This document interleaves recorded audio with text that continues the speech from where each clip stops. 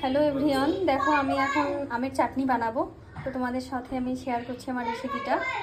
তো আমি এখন আমটাকে ম্যারিনেট করব। প্রথমে দেব একটু হলুদ, এবার দেব নুন,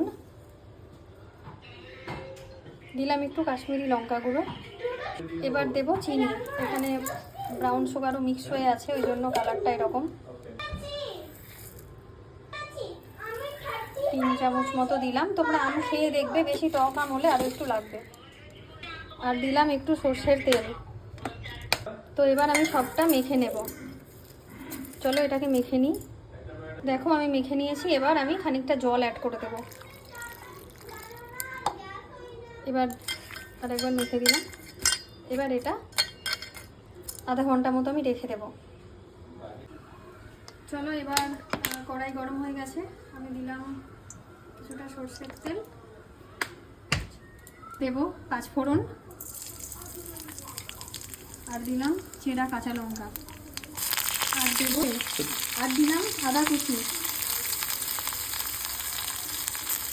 এবার সবটা একটু নেড়ে দেব।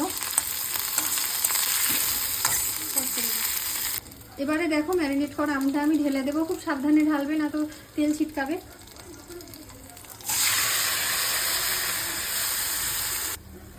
এবার একটু নেড়ে দেবো। নাড়িয়ে দিয়ে এটাকে তোমার লো ফ্লেমে ঢাকা করে দেব। 10 মিনিট মতো ঢেকে দিলাম।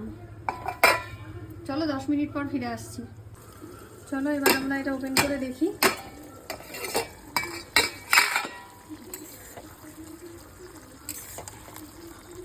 তো আমটা দেখি সেদ্ধ হয়েছে কিনা।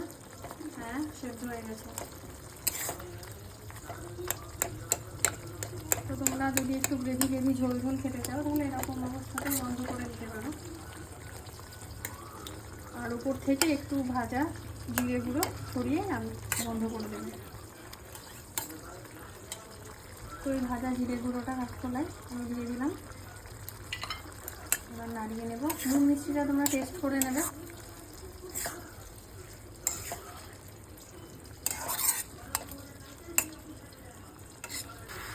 তো আমি আরও 2 মিনিট মতো এটাকে ঢেকে দেবো, কারণ আর একটু জেলি হবে তাহলে ব্যাপারটা। তো দেখো 2 মিনিট পর খুব সুন্দর জেলি হয়ে গেছে। এবার আমি একটু নাড়িয়ে দেবো। তো দেখো আমার আমের চাটনিটা রেডি। তো এবার আমি গ্যাসটা বন্ধ করে দেব। যদি তোমাদের ভালো লাগে আমার রেসিপিটা, তাহলে অবশ্যই তোমরাও ট্রাই করো, বানিয়ে খেও। সবাই ভালো থেকো, সুস্থ থেকো। Have a nice day.